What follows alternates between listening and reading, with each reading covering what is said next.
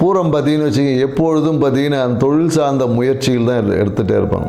இவங்க எப்போதும் என்னக்கா இவங்க முயற்சிகள் வந்து தொழில் சார்ந்த முயற்சிகள் ஒன்றுக்கு மேற்பட்ட தன்மை எடுத்துகிட்டு போய், ஆனால் இந்த காலகட்டத்தில் தொழில் சார்ந்த முயற்சிகளால் விரயம் ஏற்படும். ஸோ அதனால் தொழில் சார்ந்த முயற்சிகளில் இன்வெஸ்ட்மெண்ட் செய்வதை கொஞ்சம் தவிர்த்துக்கணும். ஏன்னா இந்த காலகட்டம் அந்த அளவுக்கு சாதகமாக இல்லை. ஆவணி மாதம் குறிப்பாக அந்த அளவுக்கு சாதகமாக இல்லை. ஆவணி மாதத்துக்கு அப்புறம் புரட்டாசி மாதம் வேணால் நீங்கள் முயற்சி எடுத்தீங்கன்னா உங்கள் வாழ்க்கையில் எதிர்பார்த்த அந்த லாபம் கிடைக்கும். புதிய தொழில் வாய்ப்புகள் உங்களை தேடி வரும். ஸோ அதே போல் என்னென்னாக்கா திருமணம் சார்ந்த நிகழ்வுகள் எல்லாமே இந்த காலகட்டத்தில் கொஞ்சம் தள்ளி போகும்னு சொல்ல முடியும். ஸோ அதனால் நீங்கள் கொஞ்ச நாள் பொறுத்து இருந்தீங்கன்னா உங்கள் வாழ்க்கை மாற்றத்துக்குரியதாக இருக்குது. நீங்கள் என்ன பண்ணலாம் அப்படின்னு பார்த்தீங்கன்னா, பார்வதி தேவி வழிபாடு, குறிப்பாக பார்வதி தேவிக்கு தாமரை பூவில் அர்ச்சனை பண்ணி பாருங்கள். உங்கள் வாழ்க்கை தாமரை பூ மாதிரி மலர்ந்து செழிப்பாக இருக்கும். நன்றி, வணக்கம். அனைவருக்கும் வணக்கம். நான் உங்கள் மோசஸ், உளவியல் ஜோதிட வாஸ்து கன்சல்டன்ட், சென்னையிலேருந்து. என் உயிரான ஈசனை முன்னிறுத்தி எவனார்களாலே அவன் தான் வணங்கி இந்த ஆவணி மாத பலன் இதை நம்ம பார்க்க போகிறோம். ஏன்னா இந்த ஆவணி மாதம் பார்த்தீங்கன்னு வச்சுக்கிங்களேன், காலபுருஷ தத்துவத்துக்கு 5ஆம் அதிபதியான சூரிய பகவான் தன் வீட்டிலேயே ஆட்சி பெறுவார். ஸோ அப்போ ஆட்சி பெறும் போது என்னென்னாக்கா, இந்த பூர்வ புண்ணியம் என்பது இயற்கையாகவே இந்த காலகட்டத்தில் ரொம்ப செழிப்பாக இருக்கும், வளமாக இருக்கும் அப்படின்னு சொல்லுவாங்க. ஏன்னா நம்ம பூர்வ புண்ணியம் அப்படின்னோடனே உடனே நம்ம வந்து சொந்த ஊருக்கு தான் நினைப்போம். அப்படி கிடையாது. நமக்குள்ளேயும் ஒரு பூர்வ புண்ணியம் இருக்குது, நம்ம உடம்புக்குள்ளேயும் ஒரு பூர்வ புண்ணியம் தன்மைகள் இருக்குது. ஸோ அந்த தன்மை இந்த காலகட்டத்தில் பார்த்திங்கன்னா மிக செழிப்பாக இருக்கும். அதனால தான் பெரும்பாலும் பார்த்திங்கன்னா இந்த காலகட்டத்தில் நிறைய சுப நிகழ்வு பண்ணுவாங்க. திருமணம் பண்ணுவாங்க, நிறைய பார்த்திங்கன்னா ஆடி மாதம் முன்னாடி எல்லா திருவிழாக்களாக அப்படியே இருக்கும். ஆவணி மாதம் பார்த்திங்கன்னா நிறைய சுப நிகழ்வுகள் பண்ணுவாங்க. ஏன்னா இந்த காலகட்டத்தில் சூரியனோட தன்மை நல்லா இருக்கும் போது, ஆத்மகாரகன் இல்லையா சூரியன். ஸோ அப்போ ஆத்ம பலம் வந்து இயற்கையாகவே எல்லாருக்கிட்டையும் பெருகி இருக்கும் இந்த காலகட்டத்தில். அதுவும் இந்த காலம் இன்னொன்றுக்கா, இந்த வருஷம் பார்த்திங்கன்னு வச்சுக்கோங்க, கேது பகவானும் 5ஆம் இடத்துல இருக்கார். ஸோ அப்போ என்னென்னாக்கா கேது வந்து என்னென்னாக்கா ஞானக்காரகர். ஏன்னா பொதுவாக பார்த்திங்கன்னா அந்த சூரியன் வந்தால் பார்த்திங்கன்னா நம்ம ஆத்மகாரகன் சொல்கிறோம் இல்லையா. ஏன்னா இந்த ஆத்மகாரகன் எந்த ராசியில் வலுவாக இருக்கோ இல்லை பலமாக இருக்கோ அந்த ஜாதகர் பார்த்திங்கன்னா மிகுந்த உச்சத்தில் இருப்பார். ஏன்னா பார்த்திங்கன்னு வச்சுக்கலாம், ஏன்னா ஆத்ம பலம் தான் தேவை. அதுக்காக தான் ஆன்மீகத்தை நம்ம நாடுறோமே. ஏன்னா இன்றைக்கி நிறைய பேர் ஆன்மீகத்தை எதுக்கு போகிறோன்னே தெரில. நம்மளோட ஆத்ம பலத்தை அதிகரிக்கிறதுக்கு தான் நம்ம இன்றைக்கி ஆன்மீகம், இந்த பரிகாரம்லாம் செய்கிறோம் இல்லையா. இது எல்லாமே உங்களோட ஆத்ம பலத்தை இன்க்ரீஸ். அப்படி இருக்கக்கூடிய சூரிய பகவான் இந்த ஆவணி மாதத்தில் அவர் சொந்த வீட்டில் இருந்து அப்படியே ஒரு ஆட்சி பண்ணும் போது எப்படி இருக்குன்னு பாருங்கள். அதனால தான் இந்த காலகட்டம் நிறைய சுப நடக்கும் போது அது எல்லாமே வெற்றி, காரிய சித்தி, நிறைய பேர் இடம் வாங்குவாங்க. அதனால தான் பார்த்தீங்கன்னா இந்த காலத்தில் இன்னொரு விஷயம் இருக்குது. ஆவணி மாதத்தில் பார்த்திங்கன்னா விநாயகர் சதுர்த்தி. இந்த காலத்துலேருந்து அந்த விழா கோலங்கள் எல்லாமே தொடங்கும். அது வரையும் பார்த்திங்கன்னா ஒரு இந்த மந்தமாக போயிட்டு இருந்தது.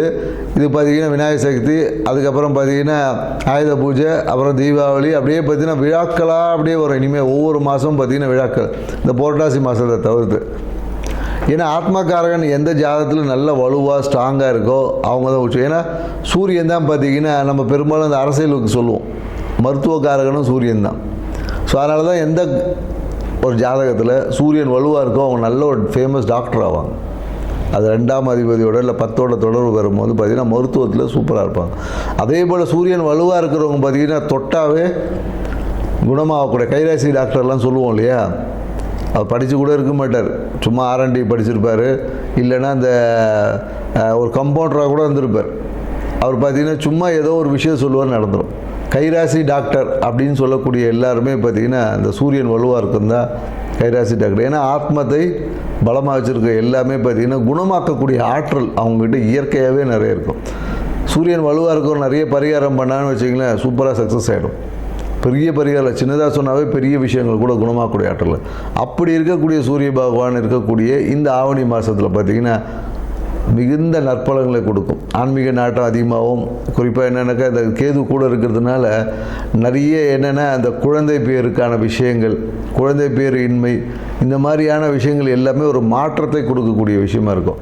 அந்த விரக்தி தன்மை, ஏன்னா கேது எப்போதும் பார்த்திங்கன்னா ஒரு விரக்தி, கொடுப்பார். ஏன் அது விரக்தி கொடுப்பார்னா அனுபவம் கிடைச்சா தான் அறிவு வளரும், ஞானம் கிடைக்கும், சும்மா வராது இல்லையா. ஸோ அதனால் இந்த கேது பகவான் வந்து நமக்கு ஞானத்தை கொடுப்பதற்காக சில படிப்பினையை கொடுப்பார். அதை தான் நம்ம இங்கே விரக்தி, எனக்கு அது நடக்கலை அப்படி இப்படின்னு நம்ம சொல்லிட்டு கிடப்போம்.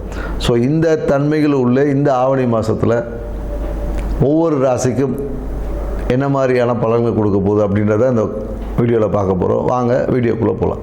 சிம்மராசி பார்த்தீங்கன்னு வச்சுக்கங்களேன், எப்பொழுதும் ஆளுமையும் அதிகார தோரணை கொண்ட சிம்ம ராசிக்காரங்களுக்கு இந்த ஆவணி மாதம் எப்படி இருக்கும்ன்றதான் பார்க்க போகிறோம். குறிப்பாக இந்த சிம்ம ராசிக்காரங்க பார்த்திங்கன்னா எதையுமே அப்படியே இந்த பாயிண்டடாக பேசக்கூடியவங்க, ஒரு தகவலோட, ஒரு எடுத்துக்காட்டு, ஒரு உதாரணங்களோட விளக்கத்தோட பேசுவாங்க. குறிப்பாக என்னென்னா எதை சொன்னால் அந்த பாயிண்ட்டாக பேசுவாங்கன்னு சொல்லுவாங்க இல்லையா, அந்த மாதிரி பேசக்கூடிய ஆற்றல் சிம்மராசிக்காரர்கள் அதிகமாக இருக்கும். இந்த ஒரு விஷயமே இவங்க வாழ்க்கையை லாபகரமாகவும் மகிழ்ச்சிகரமாக மாற்றும். ஸோ அதை நீங்கள் எப்போதும் கடைபிடிச்சிட்டு வரலாம். பேசக்கூடிய விஷயங்களில் தெளிவும் அந்த சப்ஜெக்டும் அதிகமாக இருக்கும் இவங்ககிட்ட. இப்படி உள்ள சிம்மராசிக்காரர்களுக்கு இந்த ஆவணி மாத பலன் என்ன மாதிரியான இருக்கும்னா, ராசிநாதனே பார்த்தீங்கன்னு வச்சுங்க, சூரிய பகவானே ராசியில் சஞ்சரிக்கிறார்.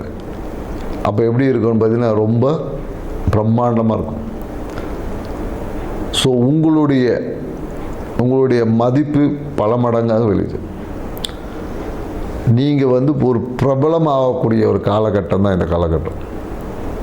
பிரபலமாகிறது எல்லாம் பணம் செலவு பண்ணிட்டு உட்காந்துட்டு இருப்பான். ஆனால் உங்களை தேடி பிரபலமான விஷயங்கள் வந்து சேரும்.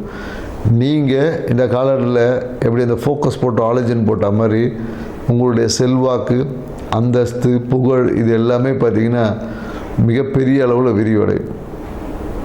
எவ்வளோ விரிவடைஞ்சாலும் மனசுக்குள்ளே ஒரு விரக்தி என்பது இருக்கும். எதையாச்சும் ஒன்று யோசித்து ஒரு சிந்தித்து இனம் புரியாத ஒரு விரக்தி தன்மை வந்து எப்போதும் உங்ககிட்ட இருக்கும். மேலும் 2 செவ்வாய் பகவான் சஞ்சரிக்கிறதுனால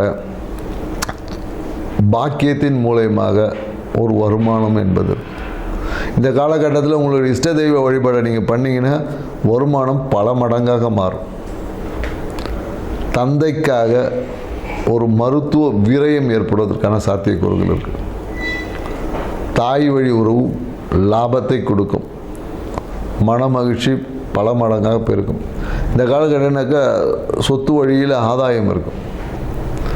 ஏதாவது ஒரு பொருளை விற்று வாங்கிறது, இல்லை சொத்து வாங்கிறது, இந்த மாதிரியான விஷயங்கள் வந்து வாழ்க்கையை மன மகிழ்ச்சிக்கான விஷயமா இருக்கும்.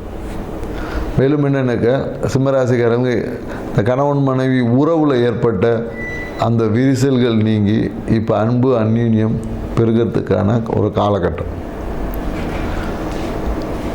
மேலும் என்னக்கா தொழில் ரீதியான பயணங்கள் இருக்கும். தொழில் ரீதியான பயணங்கள் இருக்குது. நிறைய விஷயங்களை லாபத்தை முதலீடு செய்வது என்பது இந்த காலகட்டத்தில் இருக்கும். நிறைய பேர் என்னென்னாக்கா நிறைய லாபம் வரும், அதை வச்சு கடன் அடைப்பாங்க. இல்லை சில பேர் என்ன பண்ணணும், முதலீடு செய்வது, இந்த மாதிரியான நிகழ்வு எல்லாமே இந்த காலகட்டத்தில் அதிகமாக நடக்கும். 8ல் இருக்கக்கூடிய சனி பகவான் பார்த்திங்கன்னா வக்கரமாக இருக்கிறதுனால எதிர்பாராத திடீர் நிகழ்வுகள் வந்து இருக்கும். நம்ம சூழ்நிலைகள் வந்து நம்ம ஒரு பிளான் போட்டிருப்போம், அந்த பிளான் என்பது சரியான முறையில் எக்ஸிக்யூஷன் பண்ண முடியாமல் சிறு தடமாற்றம், தாமதங்கள் வந்து இருக்கும். அதை இல்லாத நீங்கள் பொருட்படுத்தாமல், ஆனால் எப்படியும் ஜெயிக்க போகிறது நீங்கள் தான். ஸோ அதனால் எதையும் கடந்து ஜெயிக்கக்கூடிய ஆற்றல் உங்களுக்கு இருக்கும். குறிப்பாக இந்த காலகட்டத்தில் என்னென்னாக்கா ஜீரண கோளாறை கொஞ்சம் சரி பண்ணிக்கோங்க. இந்த கணுக்கால் சார்ந்த விஷயத்தில் ஏதாவது சிறு உபாதைகள் வந்து போகும். இந்த ஆவணி மாதத்தை உங்கள் வாழ்க்கையில் சிறப்பான ஆவணி மாதம் மாற்றணும்னா நீங்கள் என்ன செய்யலாம் அப்படின்னு பார்த்தீங்கன்னா, இந்த வெள்ளிக்கிழமையில் மகாலட்சுமி வழிபாடை செஞ்சு, குறிப்பாக இந்த புளி சாதம் இருக்கு இல்லையா, புளி சாதத்தை நீங்கள் தானமாக பண்ணி பாருங்கள். அப்படி இல்லைன்னா தயிர் சாதத்தை நீங்கள் தானமாக பண்ணி பாருங்கள்.